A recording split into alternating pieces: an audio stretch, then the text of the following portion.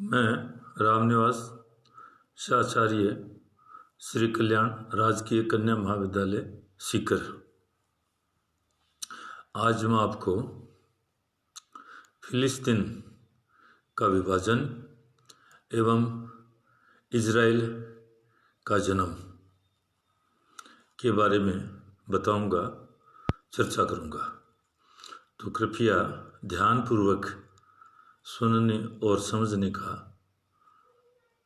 आप प्रयास करेंगे, ऐसी मैं आपसे उम्मीद करता हूँ। तो यहाँ पर हम देखते हैं कि पश्चिम एशिया, जिसे मध्य पूर्व भी कहते हैं,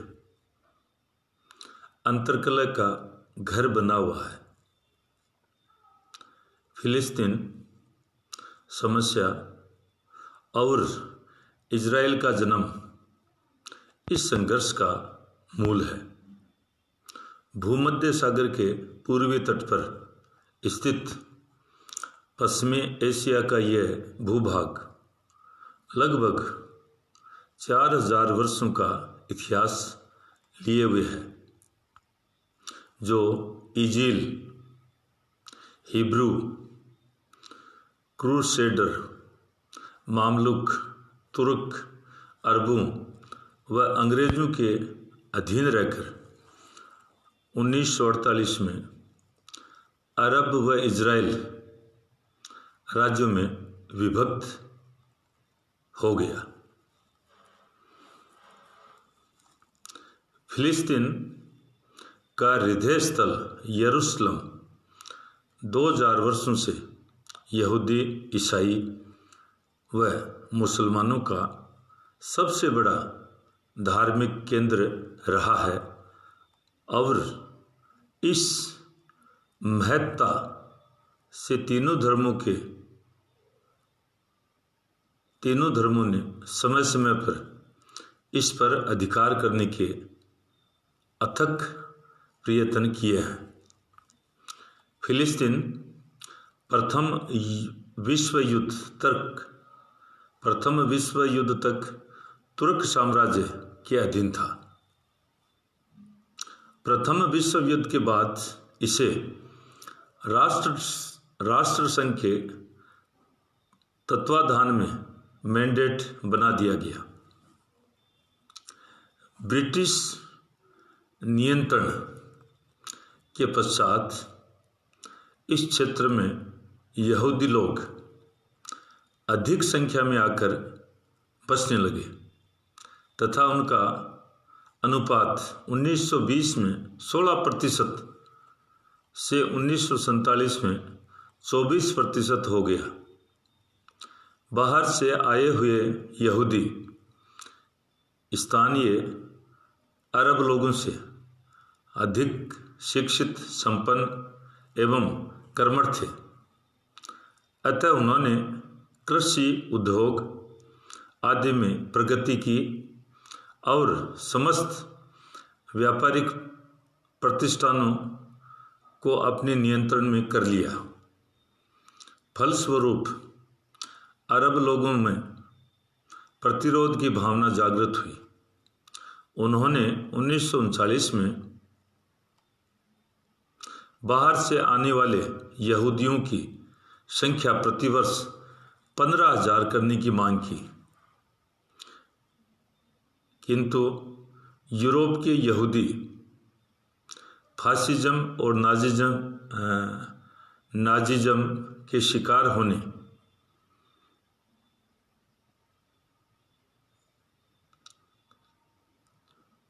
होने के कारण यहाँ आने को इच्छुक थे। ग्रेट ब्रिटेन ने फिलिस्तीन में अपने अधिकारों का उपयोग दोहरी राजनीति के अंतर्गत किया। प्रथम विश्व युद्ध के समय अरबों से ये वायदा किया कि युद्ध में विजय के पश्चात फिलिस्तीन को अरब राष्ट्रों के साथ मिला दिया जाएगा और अरब तुर्क शासन से मुक्त हो जाएगा। इसी समय धनी व संपन्न यहूदी समाज को भी ग्रेट ब्रिटेन ने फिलिस्तीन में बसने का निमंत्रण दे दिया, क्योंकि उस पर अमेरिका की सरकार व यहूदी समाज का दबाव पड़ रहा था। 2 नवंबर 1917 को ब्रिटिश विदेश मंत्री बेलफोर ने यहूदियों के राष्ट्रीय घर की स्थापना की घोषणा की। ये बेलफोर घोषणा कहलाती है, जिसमें कहा गया था कि ब्रिटिश सरकार फिलिस्तीन में यहूदियों के लिए एक राष्ट्रीय गृह नेशनल होम का निर्माण करना चाहती है। विश्व के यहूदियों ने इस घोषणा को फिलिस्तीन उन्हें सौंपने का ब्रिटिश वायदा मान लिया और दुनिया भर से यहूदी फिलिस्तीन में आकर बसने व बसाए जाने लगे। अप्रैल 1920 में मित्र राष्ट्रों से ब्रिटेन को फिलिस्तीन का मैंडेट मिला था और जून 1922 में ब्रिटिश सरकार ने सरकारी घोषणा कर फिलिस्तीन में यहूदी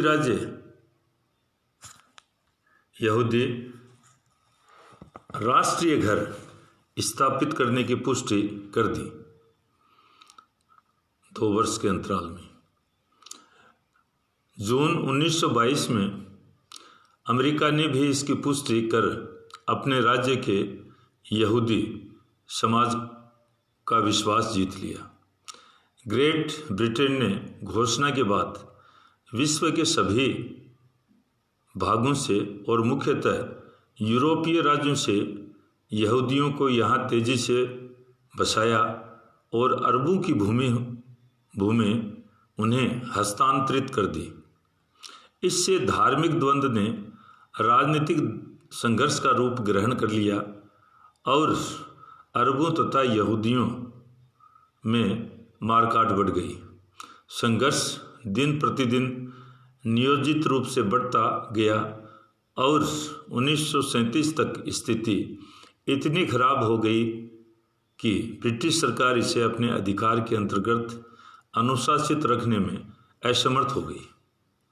इस समस्या के समाधान हेतु निर्मित मील कमीशन ने फिलिस्तीन को अरब व यहूदी संभागों में विभक्त करने की सिफारिश कर दी। जो कमीशन बैठाया था मील कमीशन के नाम से, उसने ये सिफारिश भी कर दी कि इसको अरब और यहूदी भागों में बांट दिया जाए। अप्रैल 1947 में ब्रिटेन ने फिलिस्तीन समस्या संयुक्त राष्ट्र संघ को सौंप दी।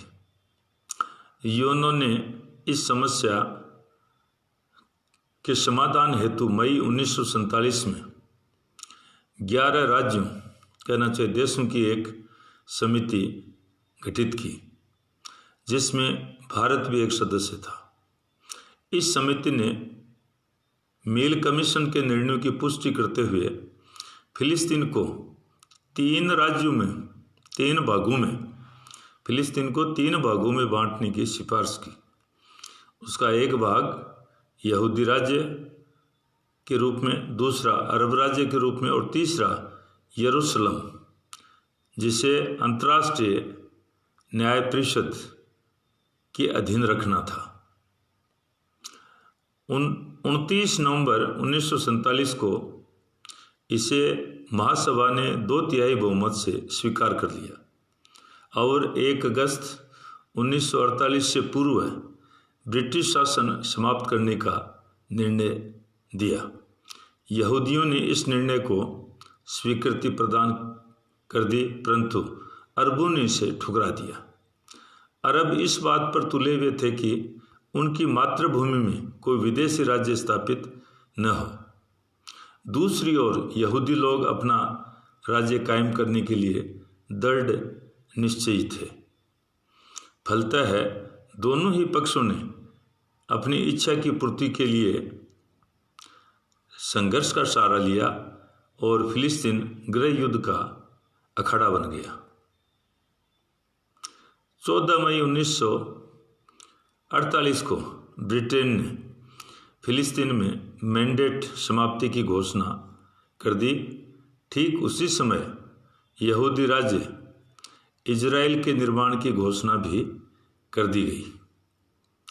इजराइल राज्य के निर्माण की घोषणा के 5 मिनट के भीतर ही संयुक्त राज्य अमेरिका ने उसे मान्यता प्रदान कर दी और सोवियत संघ तथा पूर्वी यूरोपीय साम्यवादी देशों ने इस नए राज्य को तीसरे दिन मान्यता प्रदान की।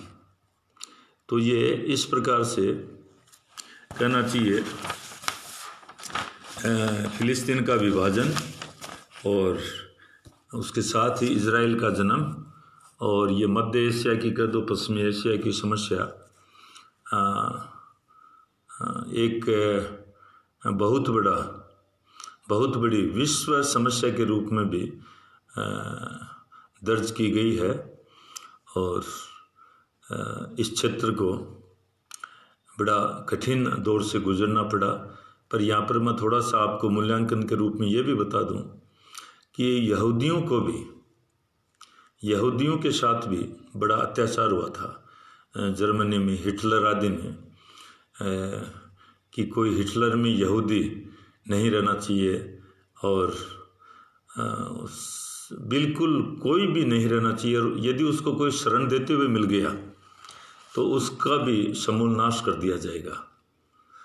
तो इन जैसी परिस्थिति में डर के मारे वो लोग भागकर दुनिया में इधर उधर गए और फिर हर किसी का एक होता है कि भाई एक हमारा भी अलग से एक रिकॉग्निशन, एक नेशन, एक स्टेट हो। तो उसी के तहत इन लोगों ने वहाँ पर अधिकांश लोगों ने शरण ली और ये इजराइल के रूप में इनका एक अलग अस्तित्व जो आज तो बहुत ही प्रखर रूप में है, हर प्रकार से टेक्नोलॉजी, कृषि और दुनिया सैन्य क्षमता में बहुत दुनिया को लीड कर रहा है। तो बहुत ही कम समय में एक उसने अच्छा विकास किया है और एक अंतर्राष्ट्रीय पहचान बनाई है। पर ये इस प्रकार से इन चीज़ों को पृष्ठभूमि के रूप में रखना आवश्यक था। मैंने रखा, आपने ध्यानपूर्वक इसको सुना और समझने की कोशिश की और आज मैं यहीं मेरी वाणी को विश्राम देता हूँ। आप सबको बहुत बहुत धन्यवाद।